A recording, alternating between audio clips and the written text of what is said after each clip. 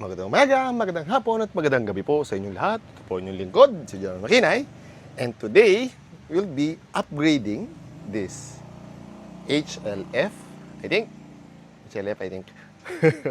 UMP45. 45? 44? Yes, UMP45 with TP's nozzle for better accuracy, metal gears, and a diode, and a micro switch for the prime. Since this unit is using the old Gen 8, it's better for it to have a prime, as requested by the customer, and metal gears, so it can handle more steeper springs than this one. See? It's barely nothing. And since this is just the usual gearbox, I will do the shimming first, install, and I'll show you also the internals. After that, I'll proceed with the prime and show you the wirings. Okay? So not to elongate this video far too long, without further ado, let's get into it. Okay, so ito na yung metal gearbox. Ay! Nylon gearbox with metal gears, brass Gen 8 nozzle. This is a type 1 cylinder, so it's a mismatch already. So it will have too much air, but that's life. Now I'm going to close this one, where's the motor, and try if it will fire. Then I will do the prime. Be right back. Okay, and now shimmed, assembled, attach the motor, and now we're going to do the testing. Make a switch, firing. Music to my ears.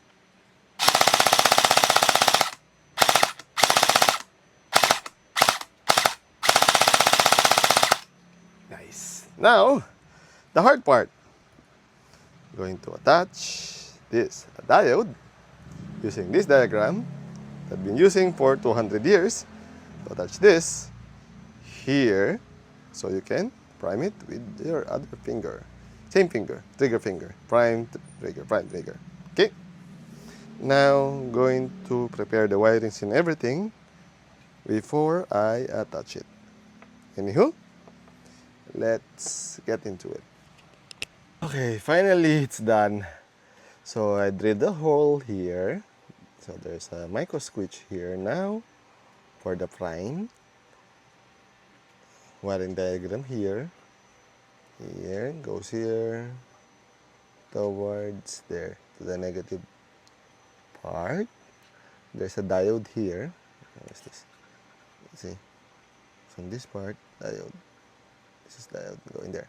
So now, this is connected to the prime multitester, voltage, set to voltage. There's voltage. Trigger, I have removed the motor so it will not fire. Voltage. Works, prime works. Finally. Now I need to reassemble this one and let it fire. Do some firing test. Be right back. Okay, so na-assemble ko na. Pahirapan lang talaga dahil this screw, it's using Allen, but it's not that sturdy. Need to replace that one. So there's now a prime, and it's hidden. So let's connect this one. Oops. Don't short out battery. Then plug, prime, firing. Oops, safe.